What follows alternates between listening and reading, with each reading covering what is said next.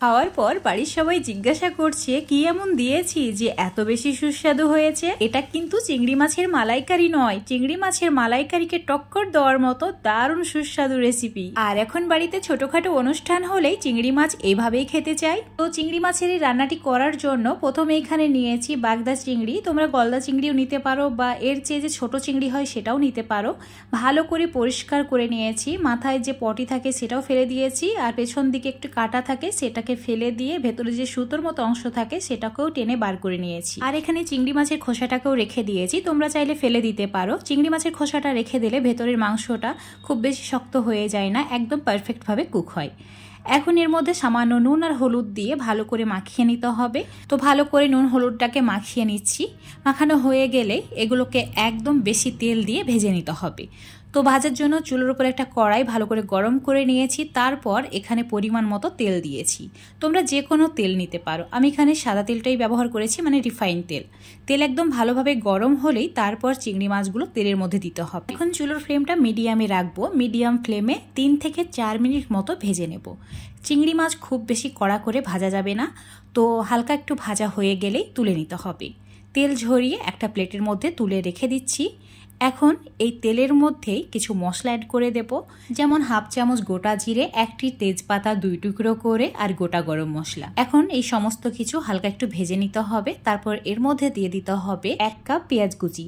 যেহেতু এখানে 400 গ্রাম মাছ নিয়েছি, সেই হিসাব করে 4টি মিডিয়াম সাইজের পেঁয়াজকে কুচি করে অ্যাড করেছি। পেঁয়াজ গোল্ডেন কালার হয়ে গেলেই এর মধ্যে দিয়ে দিতে হবে 1 চামচ আদা বাটা, 1 চামচ রসুন বাটা। এবার আদা রসুনের কাঁচা গন্ধ চলে যাওয়া পর্যন্ত ভেজে নিতে হবে।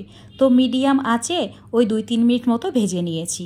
তারপর এর মধ্যে দিয়ে দিচ্ছি জল, ওই 3-4 চামচ মতো দিয়েছি। এখন কিছু গুঁড়ো মশলা অ্যাড করে দিতে হবে, যেমন 1 চামচ ধনে গুঁড়ো, 1 চামচ জিরে গুঁড়ো, 1 চামচ হলুদের গুঁড়ো, ওই 1.5 চামচ মতো লঙ্কার গুঁড়ো, তার সঙ্গে স্বাদ মতো নুন। সমস্ত মশলা অ্যাড করে দেওয়ার পর একটু সময় নিয়ে কষিয়ে নিয়েছি। দেখতেই পাচ্ছ তেল ছেড়ে দিয়েছে, পেঁয়াজ একদম গলে গেছে। ঠিক এইভাবে কষাতে হবে, যদি প্রয়োজন হয় সামান্য পরিমাণে জল অ্যাড করতে পারো। আর অবশ্যই চুলোর ফ্লেমটা একদম কমিয়ে দেবে, মানে লো আঁচে মশলাটাকে কষিয়ে নেবে। এবার দিয়ে দিতে হবে বাদাম বাটা। তোমরা যে কোনো বাদাম নিতে পারো। ওই 8-10টি মতো বাদামকে ভিজিয়ে তারপর অল্প একটু জল দিয়ে বেটে নিয়েছি, সেটা অ্যাড করে দিলাম।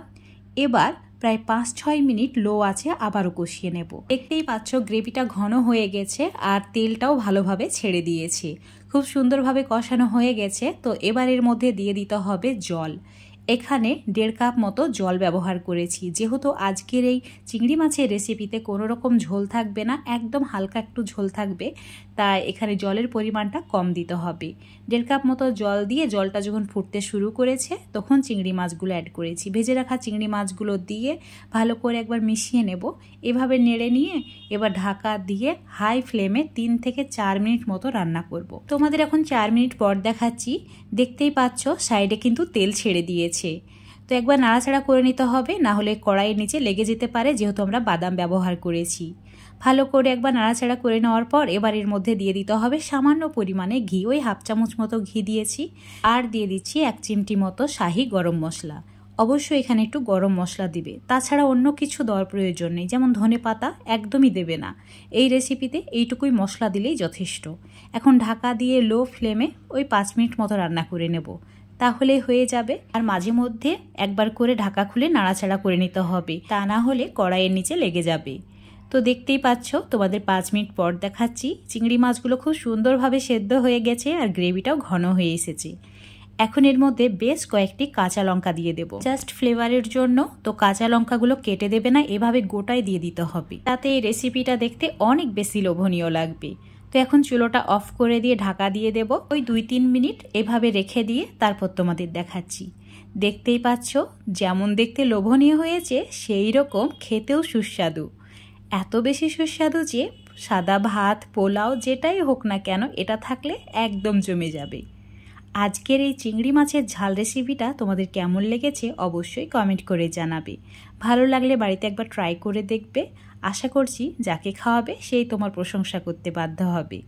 রেসিপিটা ফেসবুক পেজ থেকে দেখলে পেজটিকে ফলো করে নেবে, ইউটিউব থেকে দেখলে চ্যানেলটিকে সাবস্ক্রাইব করে রাখবে।